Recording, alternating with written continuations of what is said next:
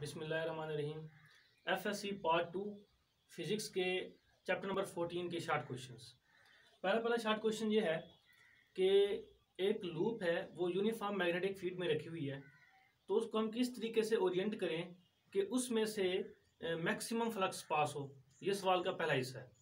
और दूसरा हिस्सा है कि हम अपनी लूप को किस तरीके से ओरिएंट करें कि उसमें से पास होने वाला फ्लक्स मिनिमम हो। ठीक है, तो सबसे पहले देखते हैं कि मैक्सिमम फ्लक्स कब होगा। मैक्सिमम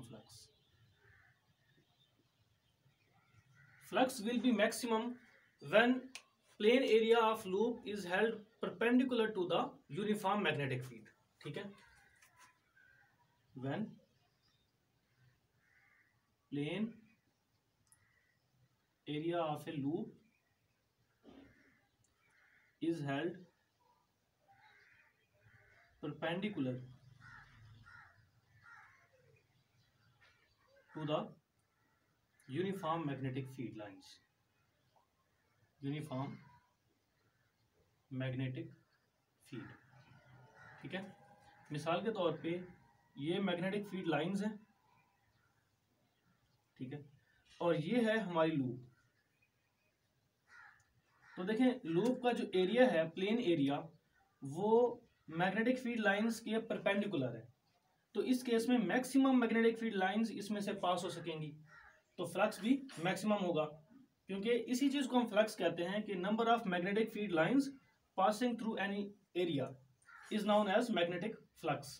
तो इस केस में मैक्सिमम लाइंस पास होंगी तो फ्लक्स मैक्सिमम होगा।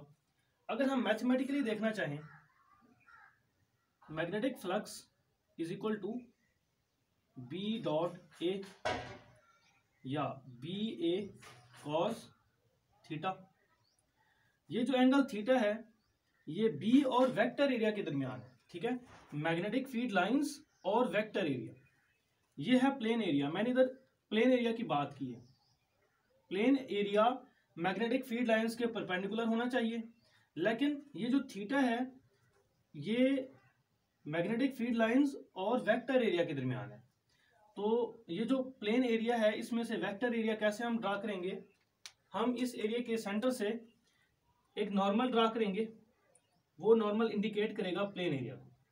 ठीक है, तो थीटा है मैग्नेटिक फील्ड लाइंस और प्लेन एरिया के दरमियान, तो ये दोनों लाइंस पैरेलल हैं, तो इस केस में एंगल होगा 0, बी ए कॉस 0। कॉस 0 जो है वो 1 के इक्वल होता है।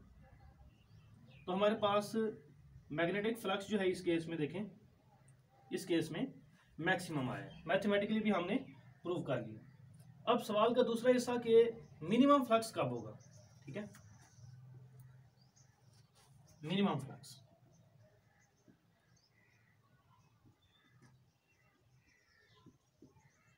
जब हमारी कॉइल मैग्नेटिक फील्ड लाइंस के पैरेलल रखी होगी, यानी कि हमारी कॉइल का जो प्लेन एरिया है वो पैरेलल होगा मैग्नेटिक फील्ड लाइंस के, तो उस केस में फ्लक्स जो है वो मिनिमम होगा। When plane area of coil is held parallel to the magnetic field lines, magnetic field lines, तो उस वक्त फ्लक्स जो है वो मिनिमम होगा। डायग्राम अगर हम इसकी बनाना चाहें तो ये इस तरीके से बनेगी। देखिए इस केस में मैग्नेटिक फील्ड लाइंस जो हैं वो इस कॉइल में से पास नहीं हो रही, क्योंकि ये वाला जो एरिया है प्लेन एरिया और फील्ड लाइंस आपस में पैरेलल है। अब हम मैथमेटिकली देखते हैं,